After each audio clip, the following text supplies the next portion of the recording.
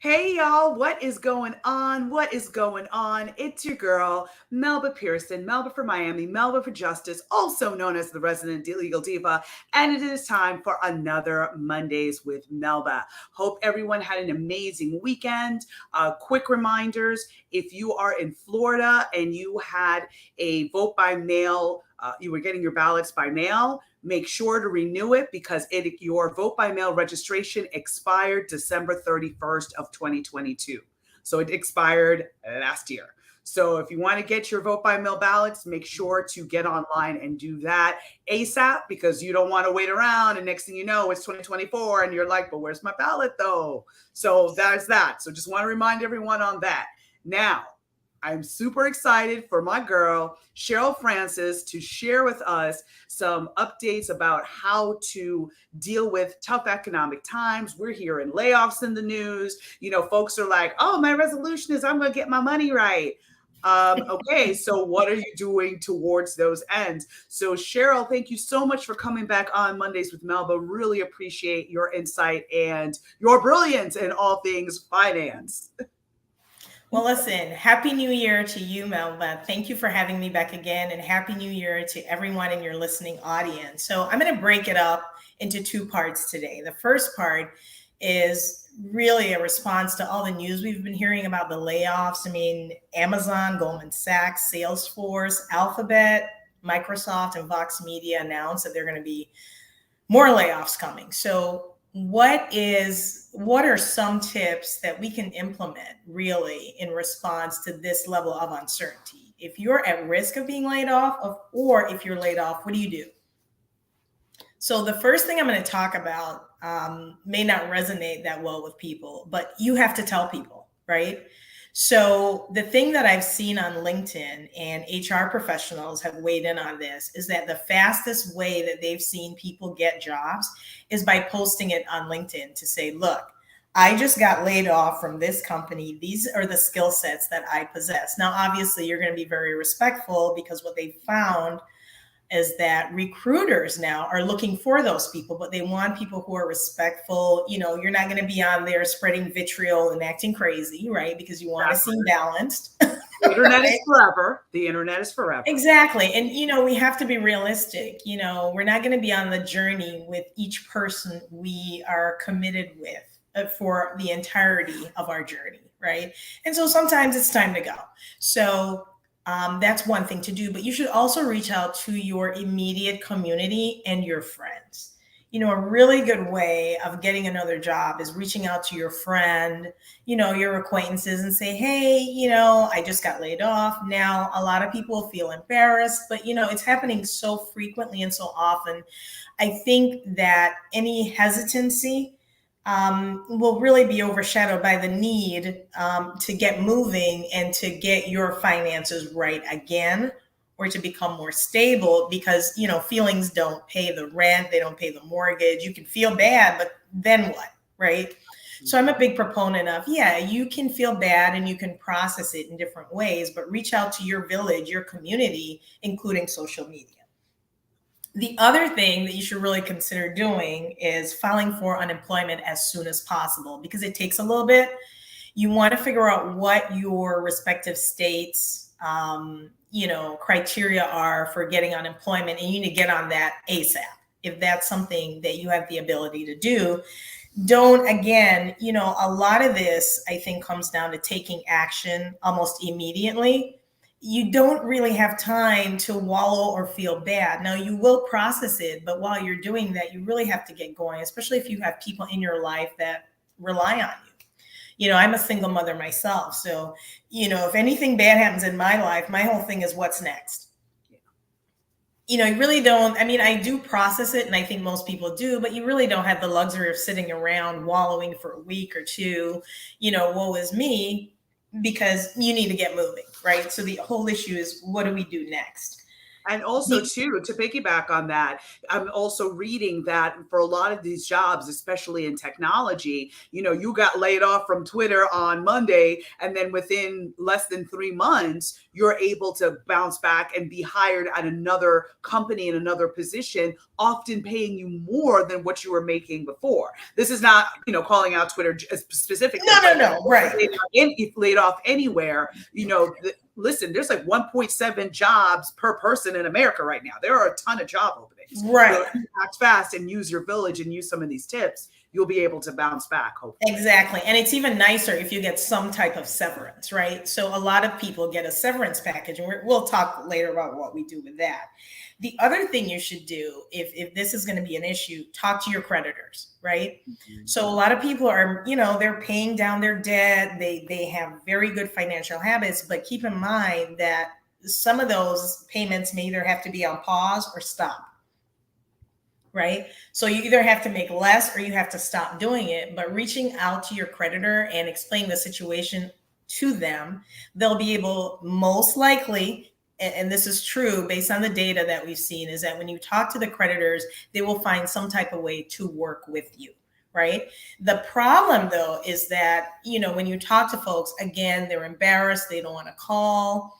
But again, just being realistic, you feel bad, but feeling bad is not going to get your bills paid. It's not going to give you a reprieve, and you need that so you can move forward and get back to where you were before. Because oftentimes, like you pointed out, Melba, the next opportunity may be even better than what you just left. But you do need that bridge to transition there. So you want to talk to your creditors, explain the situation and work out a payment plan, or say, hey, can we put this on pause? And I know you can do that with student loans, and there are some other credit card companies that I think you should be able to work out something with them if you call them ahead of time. Now, don't wait till you start getting the calls, right? Or you miss the payments. They kind of like when you do it proactively. So as soon as something happens, you have to figure out where are you, what are you going to need to make it through the next couple of months. Another thing that's interesting that comes up quite frequently is whether or not people took out a 401k loan at their job, because sometimes the payment terms are tied to employment. So either if you're not going to be employed within a couple of weeks, or now you're just not employed, how does that affect how you repay that loan? So you want to reach out to the employer, HR, and say, hey, what does this mean? Some employers will give you a grace period, but if it's not paid off in a certain time, then, you take a tax hit. So you want to make sure you kind of cross off all of those issues. Anything you have that's tied to your job, you need to figure out how is it going to work now, because now you no longer have the job, right? The other thing too is doctor's appointments, right? Because some people, when they get laid off, the employer will carry you for maybe a week or two, but some people, they're just done when they're done, right? Now, there is COBRA, but if anybody knows anything about that, that is so ridiculous. I frankly don't know anybody who's ever used it, and you're frankly better off being in the marketplace, right? Mm-hmm. So as soon as you even think you're going to get laid off, you go ahead and schedule all those doctor's appointments. Even if they're back to back, you get them in, get them done. If you have children, make sure everybody's taken care of so that you have a little bit of reprieve and you can transition a little less stressfully to your next opportunity. And this is a big one for me. We have to be kind to ourselves, right? Cut yourself some slack. That part, yes, preach. That is the mental part of it, right? It's like, again, at this stage in my life, I realize, again, going back to the journey comment I made earlier, like, you're not going to be at the same place the whole time. Why did this happen to me? All those questions are great. But those questions are what you're going to have to process as you're making your transition. You can't be too hard on yourself. Oh, could I have done this? Should I have left? Going through those ruminations at this time, to me, is it's a good exercise, but you can't rely on it alone to get you through the transition. And if you need help, ask for it. Sometimes we just need a good cry. I'm a big proponent. You have different friends for different reasons. I have a bestie that I could just go and sit at her house and just bawl. And that's my sister. I don't even have to say anything, right? So you need a friend like that where you can actually get all the emotion out so you can move forward, because keeping all of that inside oftentimes is not good. And if you need other help, there's a lot of resources online that you can use. If there's issues with food insecurity, or any time you feel like your livelihood, or where you live, or how you eat, or how you feed your kids, if there is a problem, you can reach out, right? 211.org is a good resource for people, because oftentimes we don't ask for the help that we need, and we suffer in silence when we don't need to, because most people do have a community around them, or a friend or two that they can call. I definitely want to uplift the whole mental health aspect of it. If you are able to maybe use one of the apps like Better Health, or some of those, they often have very low copays. So if you don't have insurance, you can still have somebody to vent to, and to kind of help you process what you're feeling, so that you can go into the next job with a clear head, not carrying some of the baggage or the anger that you may have from the last job, which may affect your performance in this job. So right, because who wants to hire somebody who's angry? Right? And you're frankly not going to be performing at your best if you're even able to get the job, if you haven't really processed it. And for some people, for a long time, I was very tied up. My identity was very tied up in what I do. But you know me, Melba, I transitioned, and I've done a lot of things in my life, and I found, the real meaning of just having joy and purpose in your life is doing what you love. And so I'm not really wedded to being a lawyer, or, being an insurance agent, or any of that, because there's so much more to me. And I say that to say, for a lot of people, when they go through all this stuff where, it's a loss of a job, it is significant. It's like getting divorced. Therapists have talked about it that way. Yeah. That you have to find within you some meaning to your life, separate and apart from your job, because, you weren't born into the job. There's so much more to all of us, right? So it is important. But hopefully we can find a way to process it, so we don't, the devastation of losing it doesn't overwhelm you and prevent you from moving forward. So you got to really take care of yourself, and have a team of people around you who love you no matter what job you have. If you don't have a job, and they will welcome you, that gives you a lot of solace and validation. And it's important to have that support system around you. So that's for the worst case scenario. Yeah. And then, but Betsy has a very interesting question. What is happening to all the folks in Florida who are being taken off of Medicare, especially children? Mild correction, that would be Medicaid.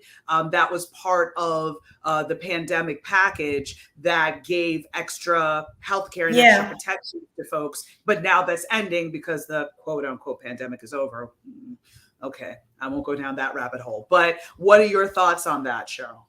I think for all of us, we have to, I'm a big proponent of reaching out to my representative when there are things that hit me hard. But then looking for resources in the community that take the place of that benefit that you just lost, right? So I can't speak to specifically what else people could look to, but I think it's very important to see if there are resources in the community that address some of those benefits that are lost. But first and foremost, to reach out to your representative, because this is affecting thousands of people. And it's so harsh, and it's so hard that, it kind of breaks my heart when I think about it, because you're talking about kids, right? And you're talking about people, a lot of who are not making a living wage, right? And so how are they supposed to get along? And now on top of that, you have a recession, and, the basic food prices are just astronomical, right? I mean, if I had like 2 or 3 kids, I would really be going nuts. I go to the grocery store and I get home and I look at my bill and I'm like, what did I pay for again? Right. And you're like, I only have one bag of food. Like what? I mean, it's really hard, but I think, everybody should pay attention to this, because it's a real serious issue. And just And also another thought would be, number one, utilizing your local public hospital, because they basically can't turn you away. They So cannot. that's something you can look at. And then also urgent care. I mean, the reality is, like, there have been times in my life where I've had gaps in insurance because of the types of jobs I had or whatever the Right. case may be. And urgent care, listen, I mean, it's they can't do everything. So if No. it's really severe, like, really, really bad, you've got to go to the hospital. But urgent Right. care can probably help you. Like if you've got the flu, they can prescribe Right. some meds for you. And it's, maybe it's a $50 or $100, price that you have to pay, but you could probably do a payment plan. So there are a few different ways that you might be able to approach it, but definitely looking for community-based But organizations. I mean, that's a great question. I think the real important point is, do not forego care, right? If you're sick, you get up and you go to one of those places, because like you said, they can't turn you away, and you don't want to sit there and have something develop into something more serious, right? Because without our health, I mean, what else do we have? I mean, to me, that's first and foremost: mental health and physical health, and anything we can do to shore up those resources is very important. So, I feel bad that we're not able to offer a more concrete solution, but that's the best we have now until something is done to change the way healthcare is actually performed in this country. It's a real serious problem. That part. Yeah. So, that's for another show, right? Yeah, exactly. Yeah, that's really serious. So, moving on to the second part now. If you are not at risk of being laid off and you're not laid off, then one of the things you can do, and this is the beginning of the year, this is January, so it's go time. Now you get to look at your house and see whether or not it is in fact in order. Which means you got to sit down again and do a budget. And I know people hear budget and they start rolling their eyes in their head, but this is your business. You have to operate as if you're an entity, because there are people in your life that probably depend on you. So one of the things I typically advise people to do is, whoever the financial professionals are in your life, you start scheduling appointments with them in January. I have to talk to the guy who is my insurance agent. I have to talk to my CPA. I have to figure out how am I doing actually? What did I do last year? Because, we know we probably all spent a little bit too much in December. Okay. So how do we right our ship, and what are our goals going forward? And, there are a ton of budgeting apps. You could type in budget app online. You'll see a bunch of them pop up.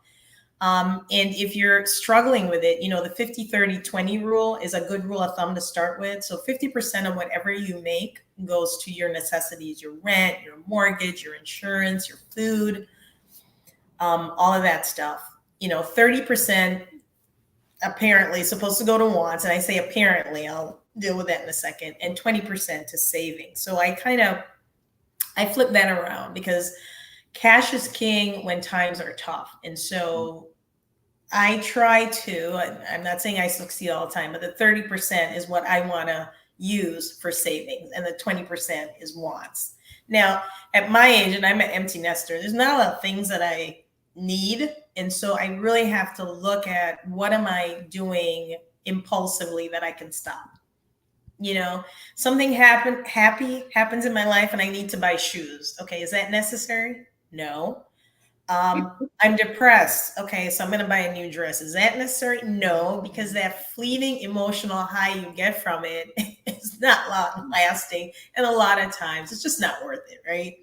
So you want to really watch what you spend. You need to do your budget. You sit and figure out, what are you bringing in and what are you spending money on?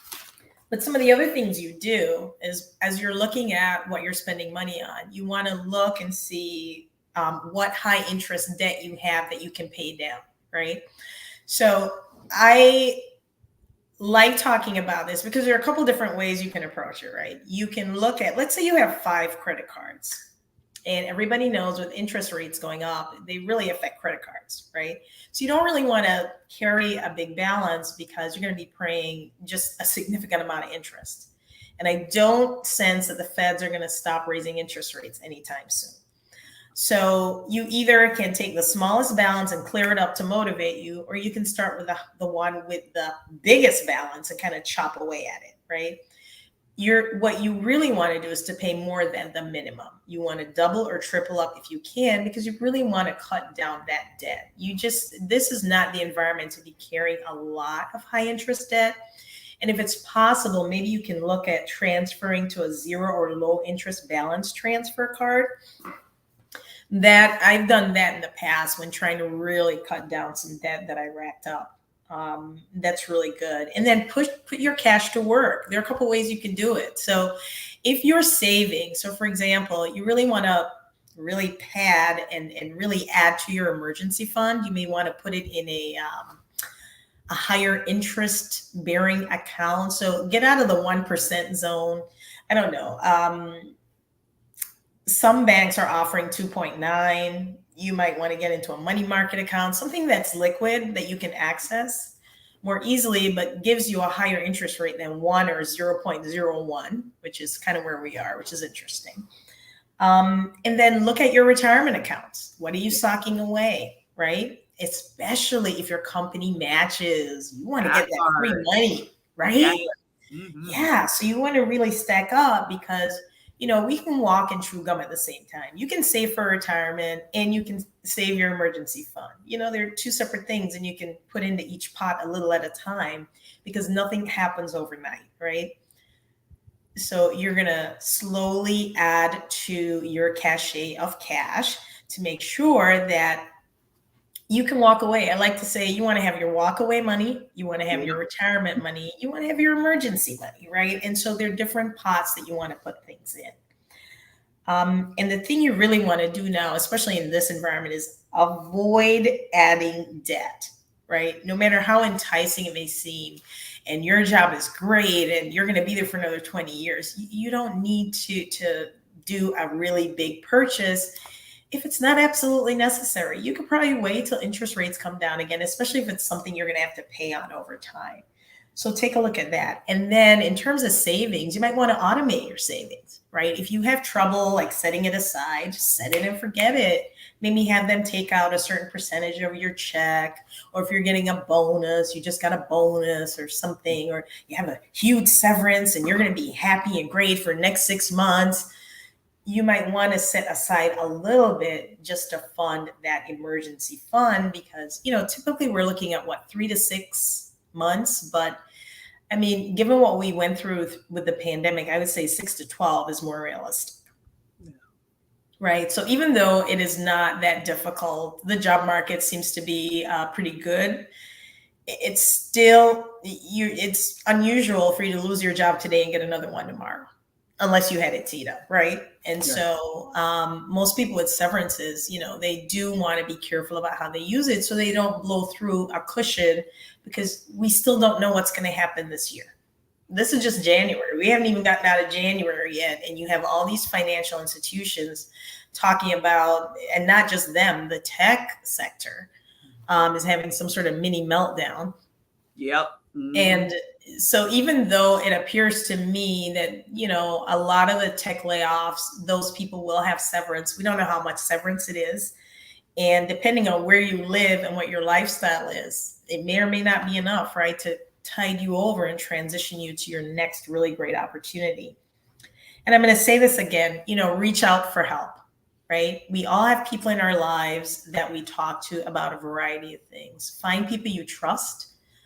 Find people who love you, people who are open, and even organizations that can offer you some guidance, especially on the mental health piece of it, because it is pretty challenging to get over the fact that, it's almost like a breakup. And because you didn't initiate it, it feels worse. Yes. It's like being done. But I don't understand. I thought we were getting along well. Yeah. Or you're like, oh man, I knew I should have taken that other job, because a lot of people that are at jobs, sometimes they spend a lot of time looking for other jobs, right? And now you want to kick yourself, man, I should have left, but shoulda, woulda, coulda. That's all in the past.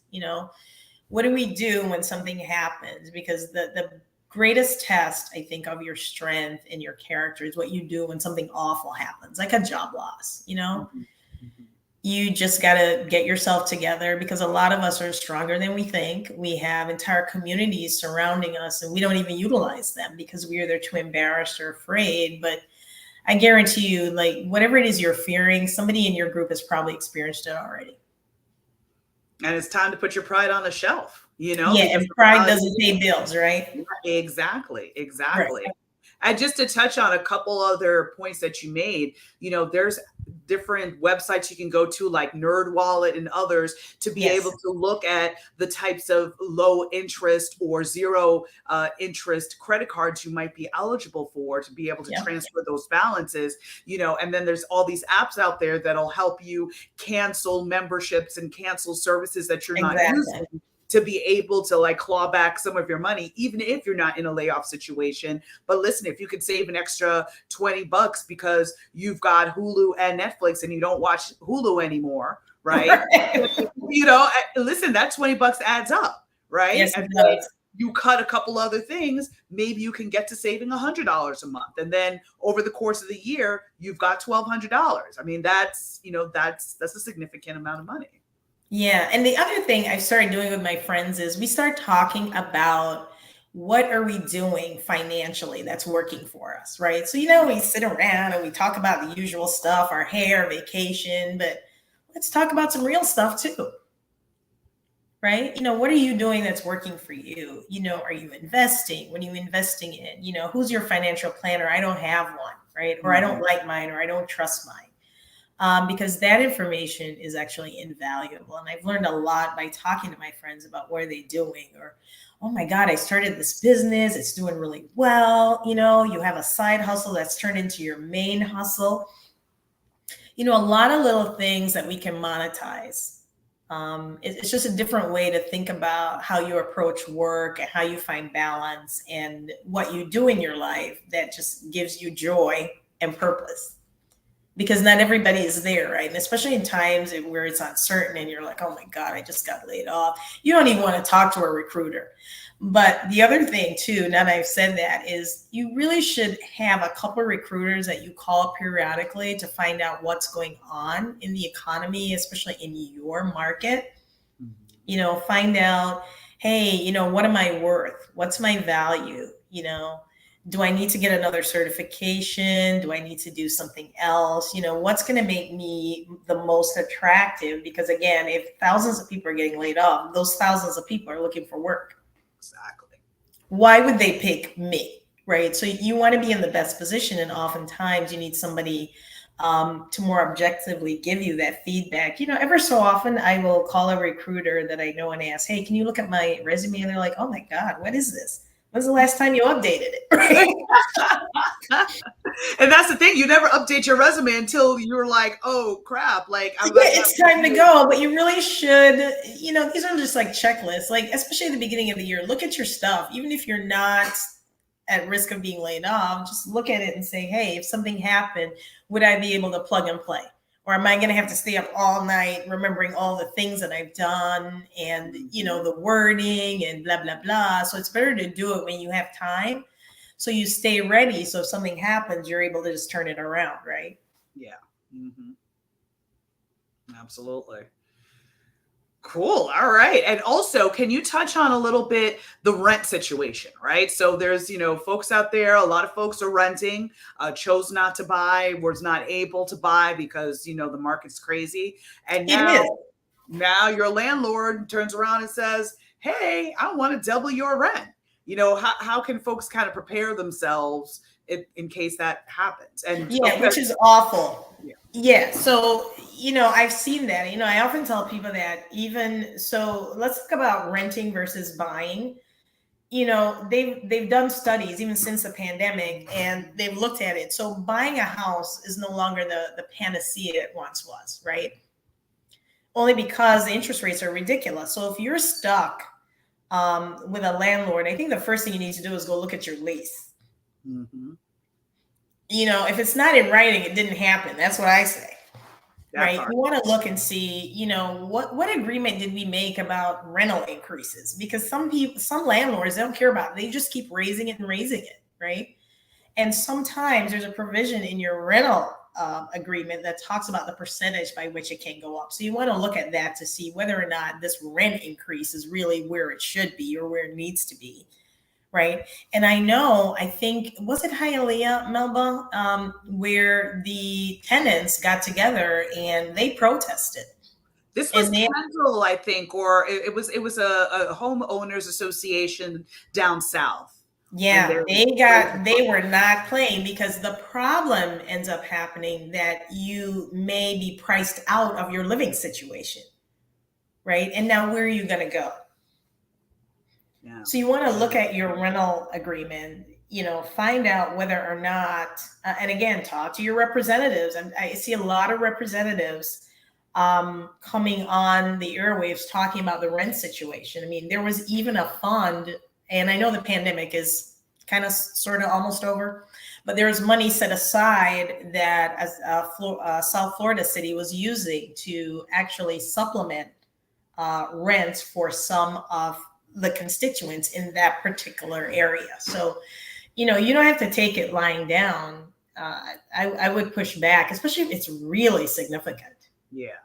Yeah, because I mean, and also keep in mind, Miami-Dade County did pass an ordinance that a landlord has to give more than 60 days notice. Yeah, you can't just increase your rent by more than 5 or 10%. I think it's only 5%.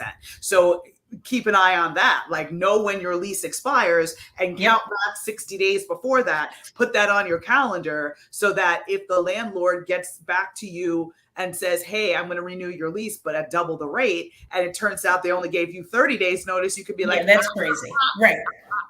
And a lot of them aren't reading it. They're just getting excited. Now, again, they have pressures on them as well, but that's not really the issue. The issue is fairness and balance, right? You can't raise my rent by 30 or 40% overnight. It's not reasonable. Right. But some people are trying to get away with that, right? And if you let them, they will. Exactly. And if you end up in a situation where, you feel like you're being treated unjustly, reach out to organizations like Legal Services of Greater Miami. There's a lot of different housing organizations that are, taking on lawsuits and at least, giving people resources on how to be able to keep a roof over their heads. Because again, it's not necessarily about, your finances per se. You can be making really great money at a firm or as, an executive director of an organization or whatever. But like, if your landlord, turns around and doubles your rent, most people can't just absorb that. Most people just no. And it's just like a mortgage. So most people now with the rent. So at one point, I think South Florida became one of the most expensive places to live, beating out even New York, which was insane, frankly ridiculous, right? But that's because things got a little crazy, and people weren't being held accountable to their agreements. So it's just, I don't take anything laying down. I don't like to pay full price for anything. I mean, if I can get out of something. But here's another point too: if you're not in a financially precarious situation, you need to think about reducing a lot of your debt. So the last time I was on, I talked about, I'd heard about this couple, and they had a 30-year mortgage and they paid off their mortgage in like 15 years. Wow. Because it saves you a significant amount of interest, right? So if you can put more than your minimum mortgage payment, if you can make that, then do it. Right. But again, it has to do with goals, long-term goals, short-term goals, and how and where you see yourself in the future financially. I just find that I can breathe a little easier when I don't have a lot of bills, high interest debt, and I don't want to be in a 30-year relationship with the bank. Right.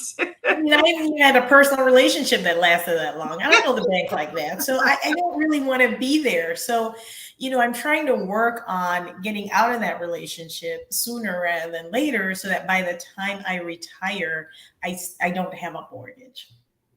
Right. Right. So that's one thing to look at. But one thing I wanted to touch on too, Mel, but I always talk about it. I love talking about life insurance. Yes.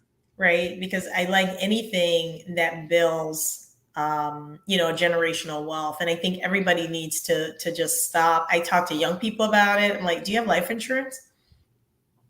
You can get some cheap term insurance. that covers, what you own and leave some legacy for the people you love. It's just something to look at, and think about having a will as well. We've seen Now what is happens the when you time. don't, right? Mhm. I mean, very wealthy people, when they pass and they don't have will, it takes years to go through probate. And I don't want any of my little coins getting spent on a lawyer. I'm a lawyer myself, but I don't want to pay some random lawyer to go through my business. Right. Especially when this could be prevented. Like we saw this with Yeah. Prince and, so many other high profile folks that had millions and millions of dollars, and then everybody's fighting over it. And then, that then decreases the slice of the pie for everybody. So Yeah, you might because as well lay it all out beforehand. the only person winning there is the lawyer, because they're getting paid no matter what. And they're getting paid from that pot that you're fighting over. And so it's really important to sit with somebody, and talk about what you want to do with the stuff that you have. If you're like, well, I don't need a will because I don't have a lot. Well, you have something. Yeah. Who's going to get your clothes? Who's going to get your photos, Yeah. mementos from your life? Who's get those baby photos of you and your siblings or you and your cousins? Like these are all things, because if you don't have a will, either it's all going to get tossed in the garbage, and these are things that meant something to you, or it's going Right. to go to the person in your family who may not really be that historian, for instance, right? And they're not going to Right. keep the Exactly. things Right. there for it the same way you would want Right. them someone to. So, I mean, it may sound like a lot, but I'm telling you, just sitting and going through, and especially because I'm a single mom. So I do have a sister, and I leave her, and every time I travel, I tell her where things are in my house. My son knows the password to my phone. He knows who my life insurance agent is, because, I mean, who's he going to call? He has to call that guy. Right. Exactly. And so, these are things that you just do, as you go along. They may not be the most comfortable things, but they're important things. And they make it so much easier, when it comes to transitioning from one generation to the next. Exactly. Well, awesome. Thank you so much, Sherylle, for sharing these amazing tips. Folks, again, you can catch the replay. You can listen to this over and over again and just make a list for yourself. And, you don't have to tackle everything at once. Maybe what you have to work on for this first, 6 months is going to be updating your resume and cutting back on your spending a little bit to build up your savings. Or maybe this month you're just going to focus on, doing a will, and, you can download some stuff online to kind of help you with that process. Maybe that's what you focus on, but you don't have to do everything at once. Just yeah. Right. You want to do baby steps, and don't forget the life insurance. That's a huge piece, especially for our community. That's oftentimes the most popular way and the easiest way to pass on generational wealth. Absolutely.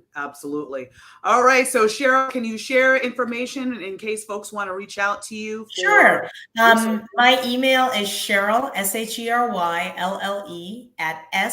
@sfrancislaw.com. And I also have a website. You can Google me at www.sfrancislaw.com. All right. And this is going to be dropped in the comments. If you're listening on the podcast, this is in the description. So you can reach out to Sherylle and learn more about how you can get your money right in 2023. So again, Sherylle, thank you so much. And to everyone out there, thank you so much for tuning in. And, we'll be back with another show next week. Really excited to have on Elizabeth Leba, who is an author. She just released a new book, I'm Not Yelling. So we're going to get into that. We're going to talk about that and what inspired her to write this. So tune in, and thank you again. Take good care, y'all. Bye. Take care. Bye.